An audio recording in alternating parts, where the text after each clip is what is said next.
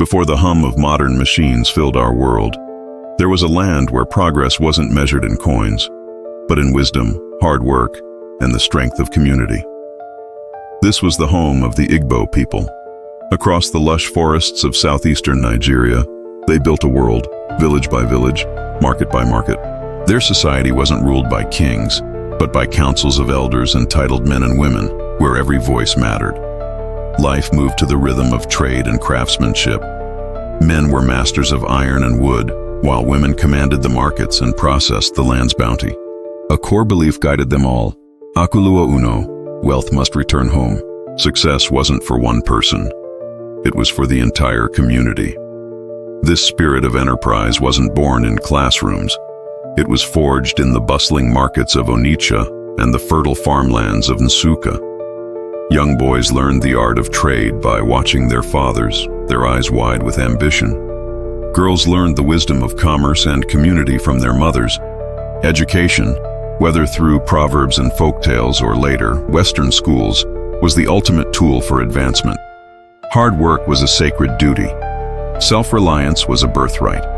If a man lost everything, he simply began again. If a young boy had no inheritance, he would seek an apprenticeship, knowing that skill and discipline were more valuable than any fortune. Together they built a society that thrived on initiative, justice, and progress. Long before the nation of Nigeria took shape, the Igbo were a dynamic network of traders, thinkers, and builders, a people seemingly destined for greatness. But no one could have predicted the storm that was gathering on the horizon, a storm that would test their spirit, shatter their cities, and scatter their dreams to the wind. The 1960s. The decade began with so much hope. Nigeria had just won its independence, and the future seemed limitless. But beneath the celebrations, old tensions simmered. Political rivalries and ethnic mistrust, legacies of colonial rule, began to eat away at the fragile peace. For the Igbo, who had excelled in education, business, and public service, their very success became a target. Ambition, competition, innovation, the traits that drove their progress, were now viewed with suspicion and envy. Then, 1966, a military coup followed by a counter-coup. The country fractured. In the north, an unimaginable horror was unleashed. Mobs turned on the Igbo people, slaughtering thousands. Train stations became scenes of carnage. Highways filled with desperate families fleeing for their lives, fathers carrying their children, mothers clutching what little they could save. The East, their ancestral homeland, became a refuge once more, swelling with exiles returning with nothing but the clothes on their backs. As the massacres continued, one cry rose from the East: we must survive. And for many, survival meant separation. In 1967, under the leadership of Lieutenant Colonel Chukwuemeka Odumegwu Ojukwu, the eastern region declared its independence as the Republic of Biafra. The declaration plunged Nigeria into one of Africa's most brutal civil wars. For 30 long, agonizing months, the land burned. Bombs fell on villages and markets. Thriving towns like Onitsha and Aba became battlefields. Surrounded and cut off from the world, the Igbo people fought not just for a flag, but for their very existence. Men left their families to join the Biafran army. Women became nurses, smugglers, and traders, keeping the resistance alive. Children learned to hide in the bush, their eyes scanning the skies for planes that brought either relief supplies or death. Then came the hunger. A brutal blockade cut off food and medicine, turning starvation into a weapon of war. The world was shocked by images of skeletal children with swollen bellies. Yet, even in the face of this apocalypse, the Igbo spirit refused to break. Their engineers built armored cars from scrap metal. Their scientists, famously known as the Biafran Organization of Freedom Fighters, refined fuel from palm oil. Every mind became a tool for survival. But ingenuity alone could not defeat a much larger, better-equipped army. By January 1970, the guns fell silent. Biafra surrendered. The war was over. The cost was staggering. An estimated 2 million lives lost, mostly to starvation. Homes, businesses, and entire cities were destroyed. And then came the final blow. The government declared a policy of no victor, no vanquished. But the reality on the ground was starkly different.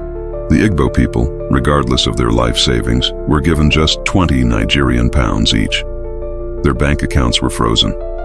Their wealth, built over generations, had vanished in the smoke of war. It wasn't just their economy that was broken. It was their trust, their pride, and their dream of a shared nation. Yet, even in this crushing defeat, one thing remained: an unbreakable resilience. The Igbo refused to see the war as their end. It was a wound, deep, painful, but not fatal. Buried beneath the ashes of loss, the spark of survival still glowed.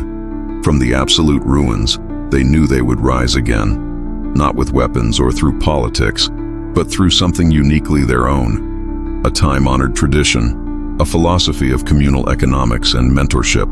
The world was about to witness the rebirth of an ancient system, a powerful idea known as Igbo boy. When the Nigerian Civil War ended in 1970, the Igbo homeland lay in ruins. Towns were silent, businesses destroyed, and families displaced. The once vibrant markets of Aba, Nnewi, and Onitsha had become ghostly reminders of what was lost. The Igbo people had been defeated, their dreams shattered. It seemed like the end. Yet within that desolation, a familiar fire began to glow. It was the fire of survival, the same flame that had sustained them through centuries. They had nothing, no capital, no connections, no industries, but they had something far more powerful: the mind, the will, and a culture of enterprise. From the ashes of defeat, the Igbo people rose again, guided by an old system of brotherhood and mentorship called Igbo boy. Igbo boy, which literally means to serve a master, was much more than just an apprenticeship. It was a social contract built on trust, loyalty, and shared opportunity. Here's how it worked. A young boy, often from a humble home, would be taken under the wing of an established trader, his Oga. The boy would serve, learn, and absorb the trade, from the smallest negotiation to the largest deal. For years, he would work faithfully, sometimes without pay, running errands, managing customers, and learning the value of integrity and hard work. He learned by doing, in the real world, where every mistake was a lesson and every success was a step forward. But at the end of his service, when the Oga was satisfied with his loyalty and skill, something remarkable happened: the settlement. In that moment, the master would reward the apprentice, not with a certificate, but with capital. This could be money or goods, but it was always enough for the young man to start his own business. The servant became a master. The apprentice became a business owner, and the circle of prosperity continued. This incredible system became the backbone of Igbo recovery, from the bustling spare parts markets of Nnewi to the textile hubs of Aba and the electronic stalls of Alaba in Lagos. The spirit of Igbo boy rebuilt what the war had destroyed. Every market stall was a school, every master was a teacher, and every apprentice was a dream in the making. They didn't wait for government aid or foreign investors. Instead, they invested in each other. Trust replaced bank loans, mentorship replaced formal education, and community replaced policy. It was a unique form of capitalism rooted in kinship, a self-sustaining ecosystem that turned scarcity into abundance. Soon, the Igbo became synonymous with commerce once again. Their markets roared back to life with a vengeance. Aba became known for its crafts and industry. Onitsha thrived as West Africa's trading nerve center, and Nnewi, once a quiet town, transformed into the Japan of Africa, a hub of local innovation and manufacturing, producing everything from motorcycle parts to household goods. Behind every one of these success stories was the invisible hand of Igbo boy. It taught discipline, accountability, and resilience. It gave the poor a ladder to climb, a real path to a better life. And most importantly, it revived a broken people, turning despair into determination. Through Igbo boy, the Igbo people redefined what rebuilding meant. They showed the world that a people could lose everything: their land, their money, their possessions, but rise again, stronger than before, if they held on to their values. What others saw as a story of defeat, they turned into a story of rebirth. And as the years passed, the Igbo didn't just rebuild, they began to lead. Their influence in trade, business, and industry stretched across Nigeria and beyond. From local traders to billionaires, from apprentices to industrialists, all carried the same DNA of hard work and perseverance. Once again, the Igbo stood tall, not because of what they owned, but because of what they became, a people who simply refused to stay broken. Decades have passed since the guns of war went silent. The wounds of the past still whisper in memory, but the world now sees a different story. The story of a people who turned tragedy into triumph. The Igbo of today stand as one of the most industrious and enterprising groups in Africa. From the markets of Lagos to the factories of Nui, from tech startups in Enugu to real estate empires abroad, their influence has stretched far beyond the banks of the river Niger. The same spirit that once built their villages, that endured the fires of war, and that rebuilt their economy through Igbo boy, continues to drive them forward.